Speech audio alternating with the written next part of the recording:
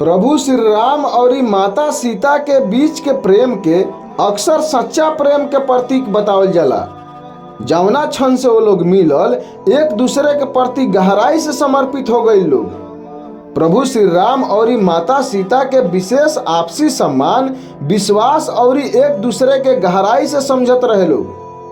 प्रभु श्री राम जी के वनवास और माता सीता के अपहरण सहित कितना बाधा के सामना कैला के बाद भी दोनों जानी के प्रेम अटल रहे। प्रभु श्री राम जी माता सीता के पवित्रता पर कबो विश्वास नहीं खोले और हमेशा उनका बेगुनाही पर विश्वास कैले बानी। दूसरा ओर माता सीता रावण द्वारा हरण के बाद भी माता सीता प्रभु श्री राम जी के प्रेम आ भक्ति में मगन रहली। जब प्रभु श्री राम जी पत्नी सीता के रावण से बचौनी और अपना राज्य में वापस आईनी, तो प्रभु श्री राम जी और माता सीता के प्रेम पहले से कहीं न कहीं और मजबूत हो गई। प्रभु श्री राम और माता सीता अयोध्या पर एक साथ शासन कैले बानी लोग।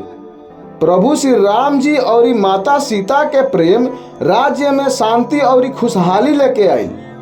राजा राम से प्रजा बहुत प्रसन्न रहे।